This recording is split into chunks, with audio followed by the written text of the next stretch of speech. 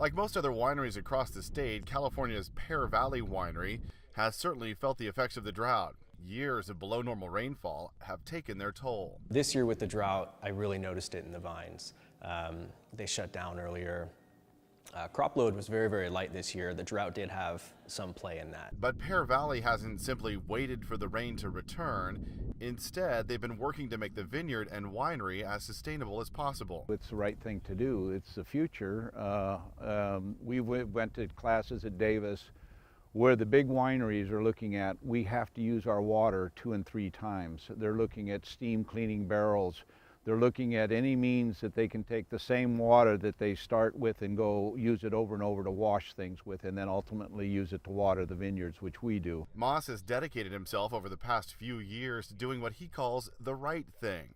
From catch basins in the vineyard to solar panels on the winery, he set out to make sure he doesn't waste any of what Mother Nature does give him. We have a complete program set up here so that when we wash or steam barrels, all that water is gravity fed.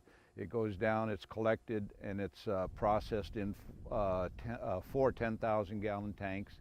And then it goes down gravity to our pond. From our pond, then we rewater grapes. Pumped out of the pond using electricity generated by the sun. Nearly 15,000 square feet of solar panels generate enough electricity to power the entire winery, with the excess sold back to the power company. We want to be environmentally friendly, you know.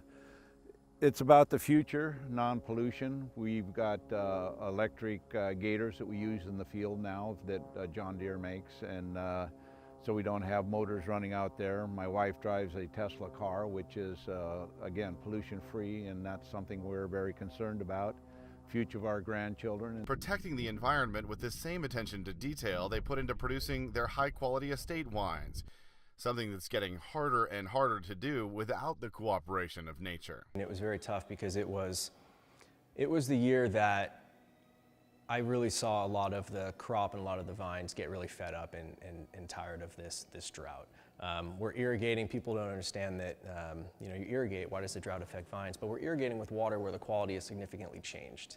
The water table has gotten very, very hard. So by tartrates, the sodium, things that we're irrigating, we're just building that up in the soil.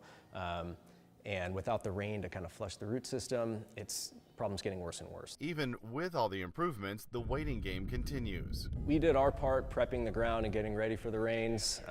Now we just kind of have to cross our fingers and hope it happens. If it doesn't, it's definitely going to be a game-changing year. I think that I'm noticing a lot of things, like I was saying prior, just the vines are getting really, really fed up with the situation, and so we're going to have to get really aggressive on what we do as far as looking at the long term and the health of our vineyard. I'm Richard Gearhart reporting.